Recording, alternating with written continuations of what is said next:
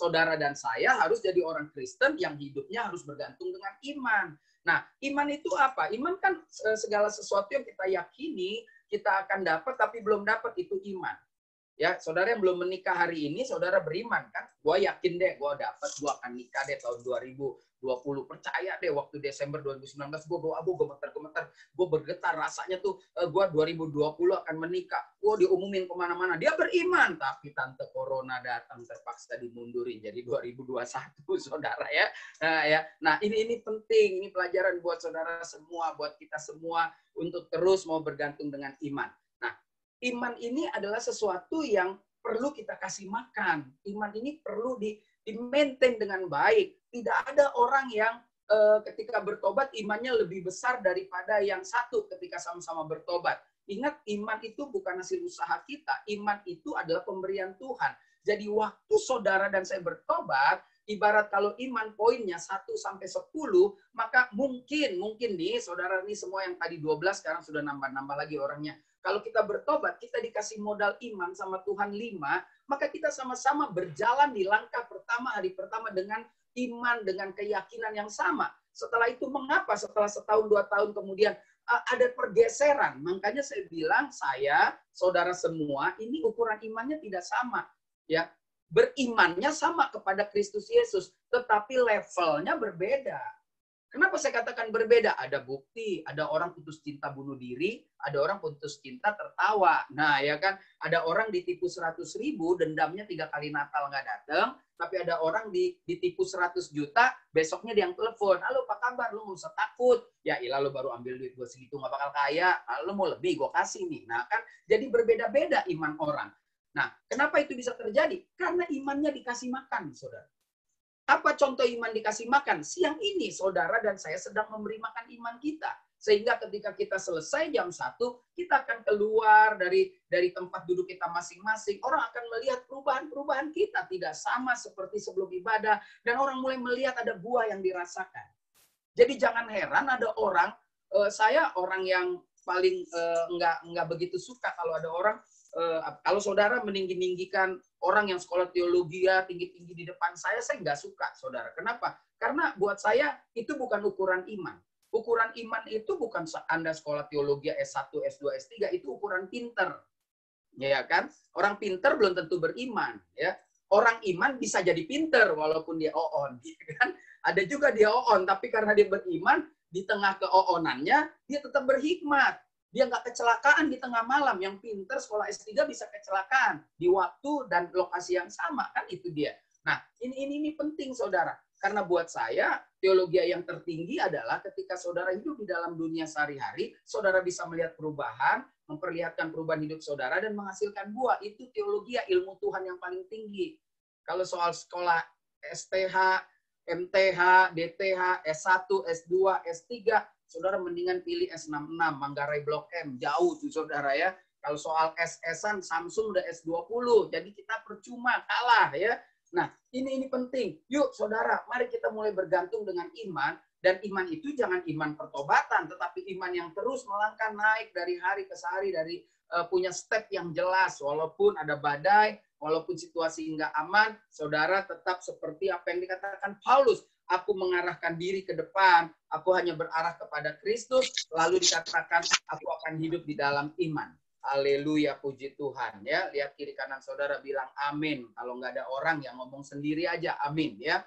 Jadi 2 bagian kita sudah belajar, berani untuk berubah dan menghasilkan buah, harus diikuti dengan tindakan. Tadi yang pertama, mengarahkan diri kepada Kristus. Yang kedua, hidup harus bergantung dengan iman. Nah, berikutnya, berani untuk berubah dan menghasilkan buah harus diikuti dengan tindakan yang nyata. Ini tindakan-tindakan yang harus kita lakukan sesungguhnya adalah tindakan yang sederhana, saudara. Dikatakan yang ditabur di tanah yang baik ialah orang yang mendengar. Dengar aja nggak cukup. Makanya ada orang dengar firman Tuhan masih musuhan. Ya. Soalnya ini tadi yang nonton saya lihat jenis-jenis latar belakang sukunya hampir sama. Ya kan? Ada yang dari Sumatera Utara, ada yang dari Sulawesi Utara, ada yang dari Maluku. Ini yang tensi tinggi terus. Udara dingin tetap panas bawaannya ya. Oleh karena itu, kalau kita dengar, kita harus mengerti. Kalau kita nggak mengerti, Bawaan lahir kita tetap mengendalikan kita. Dikit-dikit emosi, dikit-dikit ngomong. Lu tahu nggak gue nih orang Batak nih? Lu tahu nggak gue orang Manado? Lu tahu nggak gue orang Ambon nih? Nah, itu orang yang belum mengarahkan diri kepada Kristus, belum hidup di dalam iman, dan yang ketiga, belum mengerti apa yang dia dengar. Nah, orang yang mengerti dikatakan mereka itu akan berbuah. Jadi kalau nggak ngerti nggak mungkin berbuah. Jadi kalau saudara bilang ada orang Kristen yang pelayanan terus, Senin rapat kaum dewasa muda, Selasa paduan suara lingkungan, Rebo ikut PA kantor, Kamis ikut PA kelurahan, Sabtu ikut PA Dongan Sahuta, ikut PA terus, tetapi cepat marah, berarti dia dengar firman tidak pernah mengerti, nggak ada buahnya, ya. Nah, dikatakan kalau orang mengerti dan menghasilkan buah, ada yang 100 kali lipat, ada yang 60 kali lipat, ada yang 30 kali lipat. Kalau saya tanya saudara, saudara mau diberkati yang berapa kali lipat? Coba jawab satu aja, buka speakernya. Mau 160 apa 30? Malu-malu, 100 lah. Saya juga pilih yang 100. Apalagi yang perempuan, yang 100 lah. 30 mana bisa kau beli YSL lipstick, nggak cukup. Kalau 100 masih bisa ya. Oh nggak dapat Pak Pendeta, lipstick YSL 250. Ya kan kau beli 100 2 bulan bayar. Kan cicil, karyawan kan begitu mainnya ya. Nah ini menarik sekali saudara. Ini perlu kita pelajari yang bagian ini saudara. Dikatakan mendengar dan mengerti. Ya, 160, 30. Saudara, jumlah berkat itu bukan kita yang tentukan, Tuhan. Saudara kerja keras, sia-sialah orang bekerja keras kalau Tuhan bilang cukup segini. Kalau kau paksa, kau korupsi. Kalau kau paksa, kau jatuh ke dalam dosa. Nah, sebetulnya untuk mau berubah dan menghasilkan buah, saudara nggak cukup cuma saya bertobat, saya mau mengarahkan diri kepada Kristus, saya mau hidup dengan iman. Tetapi saudara juga perlu haus akan firman Tuhan. Kenapa saya mengatakan kita harus haus akan firman Tuhan? Dikatakan orang yang mendengar aja sulit untuk mengerti. Makanya ketika haus mau terus mendengar, saya percaya kita ini saudara yang di sini mungkin sekolahnya minimal S1. Kalau saudara mendengar 1 kali nggak ngerti sih nggak apa-apa. Kalau saudara udah mendengar 10 kali nggak ngerti, nah saya pikir kecelakaan. Ada sedikit radang di otak saudara ya. Nah makanya seringlah kita dengar firman Tuhan. Maka 100 kali kita dengar, minimal 50 kali yang kita dengar kita mengerti.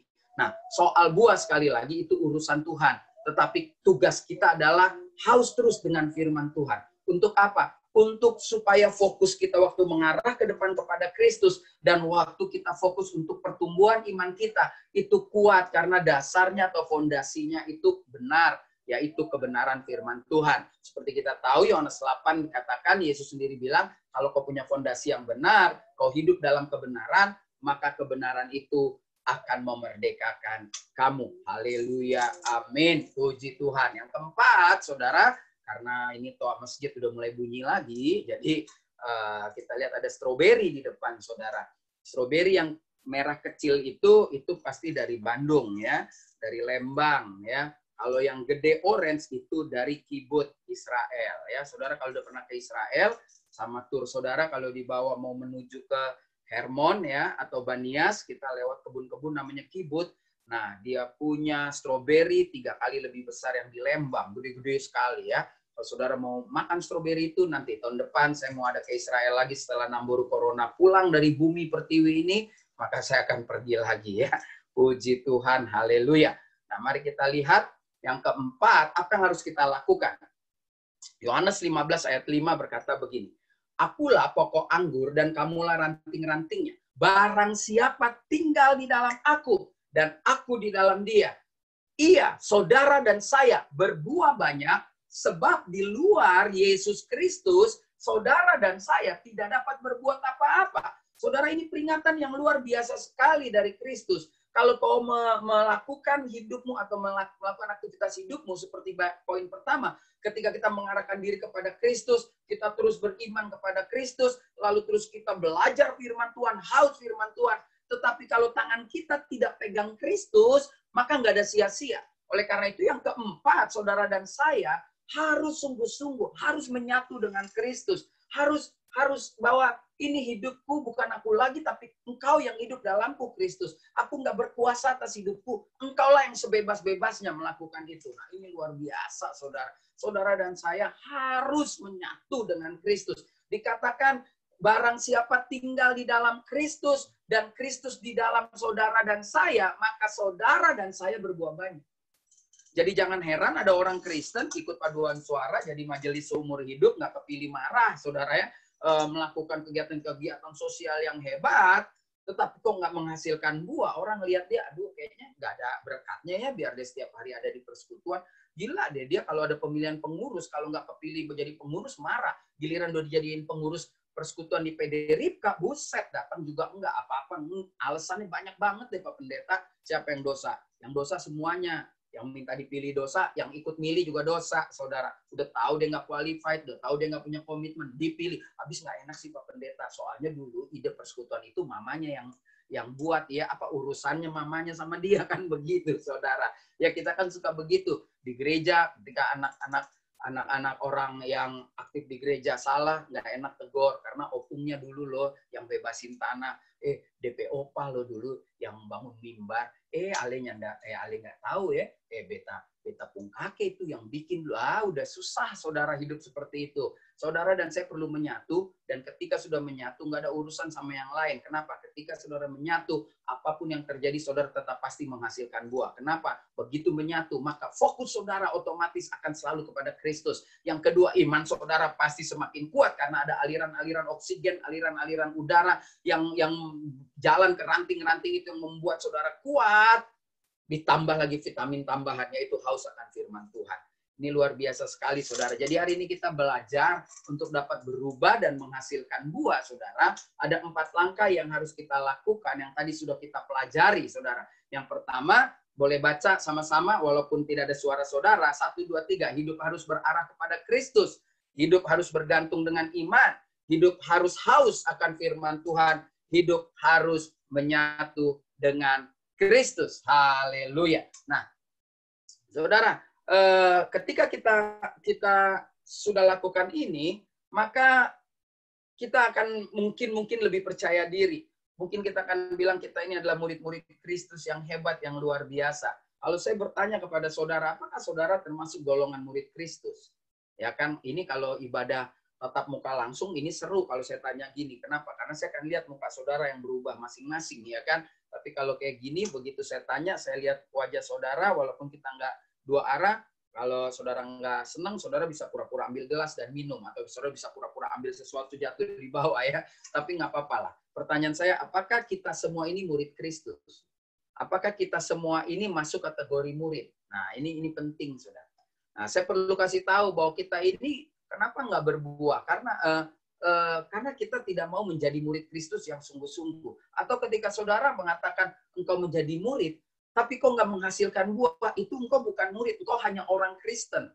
Nah, ini penting, saudara. Oleh karena itu saya dapati sebagai ayat penutup bahwa apapun yang akan kita kerjakan ke depan, apapun yang akan kita lakukan, setelah kita berani mengarahkan diri, bergantung, dan terus-menerus haus, serta mau menyatu dengan Kristus, maka tiba saatnya saudara dan saya harus mengukur level kita, mengukur kekristenan kita, apakah kita layak disebut murid Kristus. Nah, untuk mengetahui apakah kita murid Kristus atau tidak, sehingga kita dengan gampang ketika kita sudah jadi murid Kristus, maka kita akan dengan gampang hidup berarah, hidup bergantung kepada Kristus, hidup haus akan firman, dan bisa menyatu dengan Kristus. Maka jawabannya ada di mana, saudara?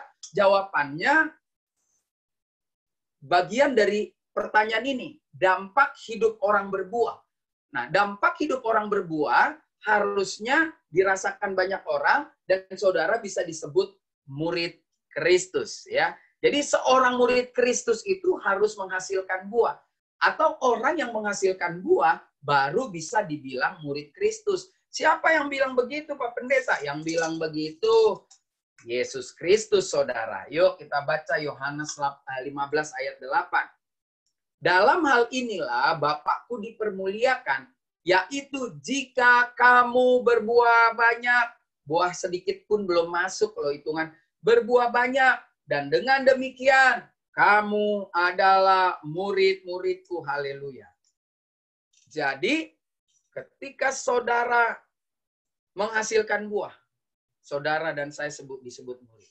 Nah, bagaimana mengukur orang itu menghasilkan buah? Saya nggak boleh bilang Imelda begini, Imelda, lu tuh nggak serius deh jadi orang Kristen. Gue nggak bisa lihat lu buahnya. Ya, saudara orang marah.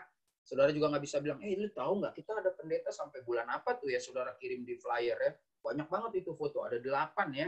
Kayaknya sih lumayan lah ya, cuma saya sedikit yang nggak agak muka Batak ya kayaknya.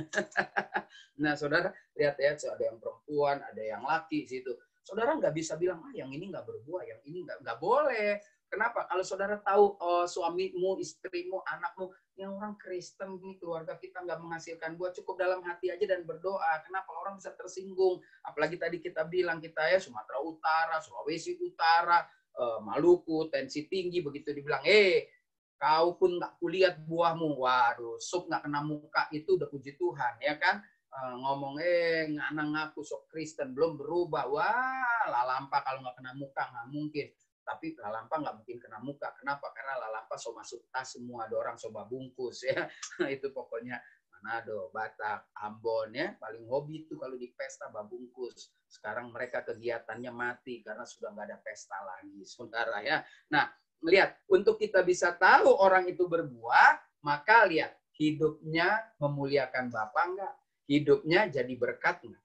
Hanya orang yang memuliakan Tuhan terus-menerus setiap hari. Dan hanya orang yang hidupnya menjadi berkat, itulah hasil dari mengarahkan diri kepada Kristus, itulah hasil hidup dengan iman, itulah hasil hausnya ya dengan firman Tuhan, dan itulah hasil menggantungkan diri, menggelantung, menggayut-gayutkan diri dengan Tuhan, maka dia pasti jadi berkat. Jadi mulai hari ini, saudara kalau melihat orang berubah dan berbuah, lihat aja hidupnya, memuliakan Tuhan enggak, memuliakan Bapak kah, jadi berkat enggak bagi orang. Kalau enggak, serajin apapun dia di gereja, sehafal berapa banyak pun ayat Alkitab, enggak ada gunanya. Itu sama dengan mustahil buah semangka berdaun sirih. Ya, nah ini hebat sekali saudara, kita sudah belajar hal yang singkat, berubah dan berbuah harus diikuti dengan tadi 4 tindakan yang sudah saya sebutin, yaitu hidup harus berarah kepada Kristus, hidup harus bergantung dengan iman, hidup harus haus, hidup harus menyatu dengan Kristus, maka percayalah untuk membuktikan 4 hal ini, maka hidup saudara dan hidup saya harus memuliakan Tuhan dan jadi berkat. Haleluya, Tuhan Yesus memberkati. Maju terus, saya serahkan kembali kepada yang punya channel. Tuhan Yesus memberkati. Amin. Ya, gimana Ibu Luciana Mani kok goyang-goyang begitu? Lagi happy dia. Ya, siapa tuan rumahnya?